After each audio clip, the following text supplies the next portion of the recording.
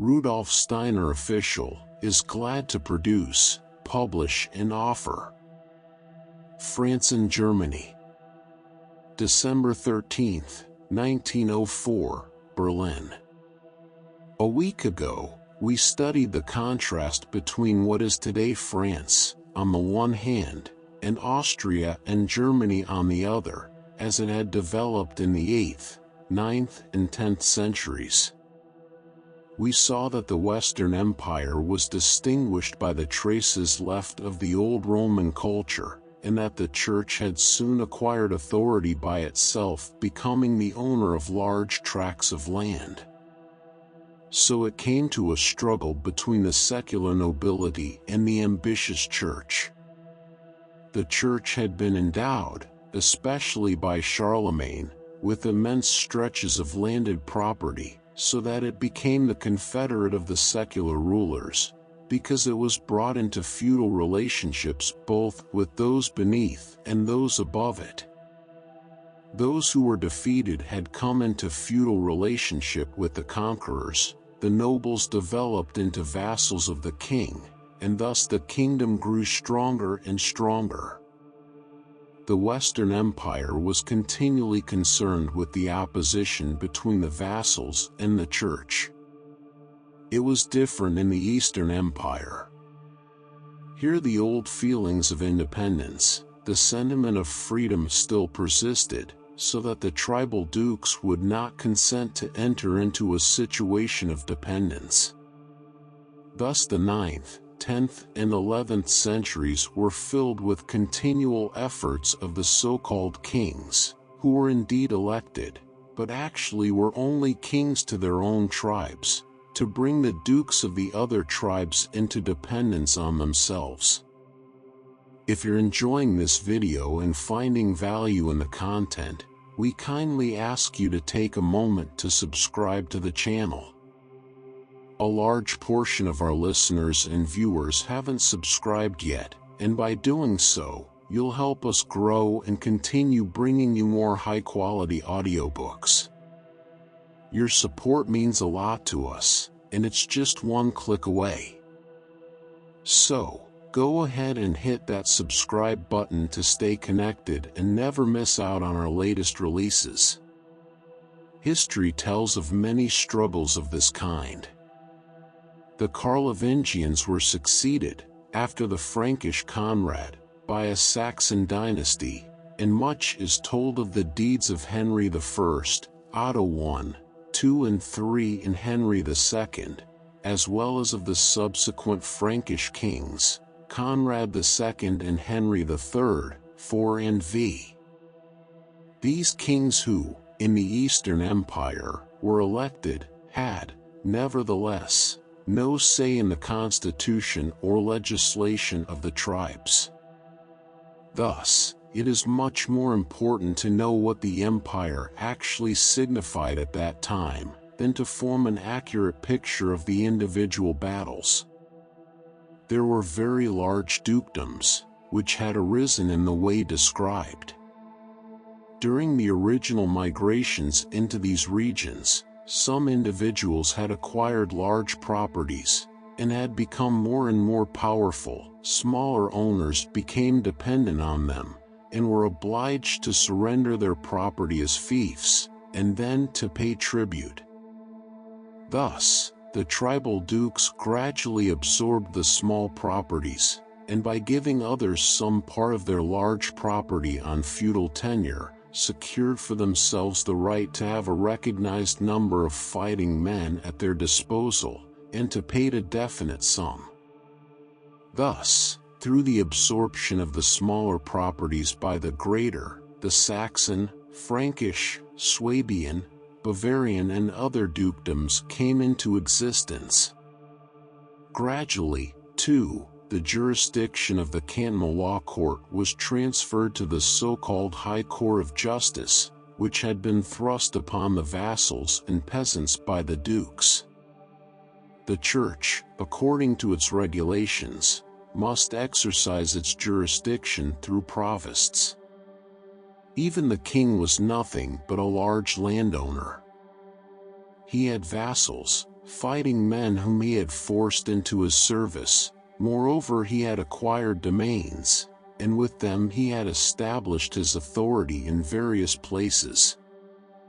The relationship of the duke to the king was also only that of a vassal, because he paid a fixed tribute to the court. Jurisdiction was a ducal concern. Only in the frontier region against the Magyars, Wends and Danes, was jurisdiction exercised by the margraves and counts palatine. There were no large states with central administration and uniform armies.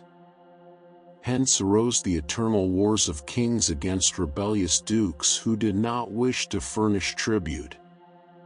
Then it gradually became necessary for the church to make a move.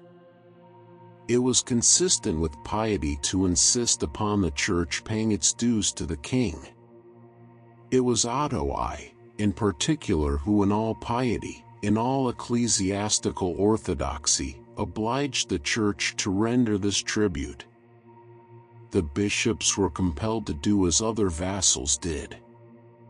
Church property was divided into two parts, of which one was tilled by the serfs for the bishops, on whom they became completely dependent. Another district remained in less definite relationship, though the peasants had to attend to the fields for the king, in the name of the bishop. Because of new enemies, the emperors saw themselves forced into a closer relationship with the church. Powerful enemies threatened Central Europe. The Normans gave up their incursions, after having again and again harassed the tribes, and eventually been conquered by Arnulf of Carinthia at the Battle of Tours. They had acquired Brittany for themselves. Then, from the east, Finnish-Ugrian tribes made inroads, and the invasions of these Magyars caused indescribable terror. Old accounts tell of the horrible brutality of their victorious campaign. The merit of having driven them back is generally ascribed to Henry I and Otto I. To a certain extent this is correct. But the incursions of the Magyars were not to be compared with the declaration and conduct of later wars. The Magyars invaded at a moment when the dukes were specially rebellious, and Henry I had to begin by asking for a truce in order to create for himself at least some kind of united army. This closing of the ranks was only effected in the Department of Military Affairs, by urgent need. We have seen how jurisdiction gradually passed over to the landowners, the dukes and kings. Increasingly undignified relationships were formed. A number of people, who had formerly been free peasants, had to surrender all they possessed, to come under the sway of the large landowners. Then they were employed not only in agriculture, but as messengers, craftsmen, and on military service. A kind of trade was growing up, especially as a result of the enhanced productivity of the soil, which was constantly increasing, thanks to the employment of so many workmen. At the same time, a definite class of artisans was developing. Hitherto there had been nothing of the kind. As already mentioned, the necessary work in the house was attended to by slaves and women. The only handicrafts had been those of the smith and the goldsmith. But now, through these developments, a new class of artisans and tradesmen was being formed. In places where there were suitable markets, fortified settlements were established all over Europe. Hither came the discontented among those who were unfairly treated, so that the congestion became greater and greater. This trade of the time forced the king to rely on the cities for support. Cavalry was needed against the Magyar horsemen. This cavalry formed the basis of the class of knights which arose during this period. All these must be combined together to obtain a true picture of the course things were taking at that time. This is more important than a detailed appreciation of those battles. In the fighting on the marshes in 933, among the copper mines in 955, the Magyars were defeated, and suffered such terrible discomfiture that their appetite for more invasions really failed. They founded an empire for themselves in the vicinity of the Danube, in what is today Hungary. At that time the emperors were obliged to rely on the church. Christianity was politically exploited. The Magyars were converted to Christianity especially by the bishopric of Passau. To understand what was passing in the souls of men in those days, we must not reckon with later conceptions. There dwelt in the hearts of the people an intensive faith, religious feeling enhanced to sentimental enthusiasm. They listened to the clergy in all matters and were content to be led by them in all their concerns. The dukes and kings favored this kind of servility. From Charlemagne onward, they had depended on this lordship over souls. Thus, the clergy became the best and strongest counselors, and crept into the hearts and souls of the people. Moreover, it happened that at that time a very strong influence was exercised through the Arabs, not only, as described above, from scientific sources. There were also literary influences, which gave the soul of the Middle Ages a new character. A great accumulation of sagas, fairy tales, legends, sentiments and pictures were implanted in the folk soul, and this soul influence transmitted from the East to Europe was so intensive that we see the originally rough soul of the Germanic peoples assuming milder manners. Moreover, their piety became permeated by an element of great importance, namely, the cult of the Virgin Mary, and the altered position of women which arose from it. He who does not appreciate this, knows nothing of the history of the Middle Ages. He shuts his eyes to such facts as that the great mass of the people were often seized with epidemic fear. Fear of this king seized the people about the year 1000, during the reign of the Emperor Otto III. 983 to 1002, which was to bring about the end of the world. This great event, to be prepared for by penitential exercises and pilgrimages, stirred the whole of Germany. The Emperor Otto III himself undertook a pilgrimage to the tomb of Saint Adalbert of Prussia. All this resulted from the folk soul of the time. He who does not understand this, fails also to understand the rise of the later Crusades. Here also material causes have been sought for the movement, but he who sees it in that light only, is talking beside the point. The secularism of the bishops and abbots could not remain without reaction, without opposition, and so we can understand the strong movement towards reform which emanated from Cluny. The influence of the Cluniacs was immensely powerful. That it was possible to enforce the truce of God was proof of this.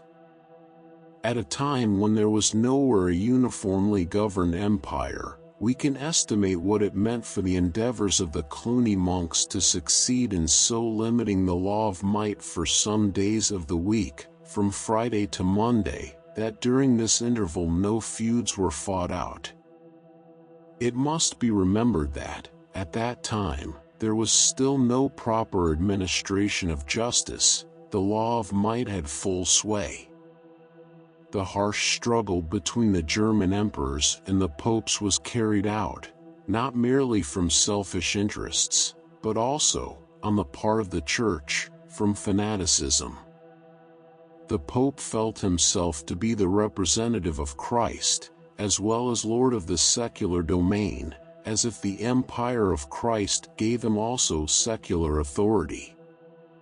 Pope Gregory VII, who forced the Emperor Henry IV to the Canos's submission, was originally a Cluny monk and had acquired his fanaticism there. It was a tendency of the papacy to declare, just as there are two rulers in the solar system, the sun and the moon, so also in human life, the Pope is the sun, the king is the moon, receiving his light only from the Church. This opinion found acceptance and was recognized as legitimate even by the great poet Dante, who, in connection with the allocation of authority, characterized the supremacy of the clerical over the secular powers as right and proper. Now, this contest between emperor and pope had reached such dimensions, because in the meanwhile a certain unifying process had been going on. The different dukedoms had been soldered together by external authority. The dukes now saw themselves obliged to render military service and definite tribute to the emperor. All the following countries, Italy, Burgundy, Lorraine, France, Austria and Hungary, Saxony and Poland stood, for a time, in feudal relationship to the German crown. Thus in the 11th century a certain unity had been established. This increased the power of the Church. At the death of Henry III, it was not secular princes who were appointed guardians of the young king, but the archbishops, Hanno of Cologne, and later, Adalbert of Bremen. The permeation of the folk soul with religious sentiment had led to a blind belief in authority. Now Rome's chance had come. A clever policy was introduced from Rome. The clergy must be detached from all secular interests, so as to have only the one thing before their eyes: preaching and the control of the people. For this purpose, the clergyman must be made completely independent. Thus in the 11th century, celibacy of the clergy became involved with the world through self-chosen blood ties, would lose his independence and be unable to give such untrammeled service. This gave the clergy and the popes a tendency towards the development of an inflexible will, only one thing before their eyes: the authority of the Church. So it came about that, with the possession of the bishoprics, the Church could demand a say in the government. Formerly, secular princes had possession of every bishopric which was vacant. Now the decision was to depend on spiritual interests alone, and authority was enhanced, because all appointments were in the hands of the Church. From this arose the quarrel about investiture, to which Henry IV would not consent, and which led to his submission at Canossa. All this was comprised in the contest between secular and spiritual power. We saw, in the case of Clovis, that the God of the Christians was his God, because he led the armies to victory, and now we see how the Church itself is acquiring authority. This must be understood, if we are to grasp the new conditions which brought about the Crusades. We have seen, in connection with the Franks, what had become of the tribes that had been forced from their dwellings by the folk migrations.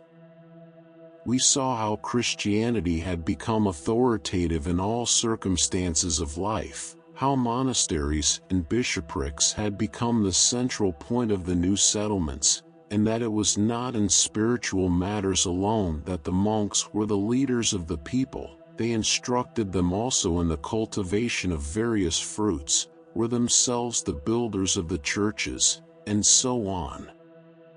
The cities were content to establish themselves around the bishoprics, and everywhere we see powerful influence of the Church. We see the influence of the Moors entering into science and literature. Through the Crusades, we shall learn to know another influence of very great importance. It likewise came from the East. It was through these influences that the great inventions and discoveries were made. For over there in China and the East, many things were well known of which the West had no idea: the manufacture of paper, silk weaving, the use of gunpowder, etc. Thus, on these lines the first impulse was given to the great inventions. So from two sides we have seen mighty impulses exercising their influence on medieval humanity. Keep this in mind together with the founding of the cities, and you will feel that a century was dawning which would give a powerful impetus to evolution. To follow this in the right way, it is not enough merely to absorb it into your understanding. No one really understands the events who tries to grasp them with his understanding only, and not with feeling, who cannot enter into the subtleties of the full soul and grasp what is carried on and accomplished within it. To him, the words of Faust apply. And what the spirit of the times men call is merely their own spirit after all, wherein, distorted oft, the times are glasses. Copyright 2025 by Rudolf Steiner Official. Thank you for listening. Please consider to subscribe, like, and share to help the channel growth. New videos on a daily basis.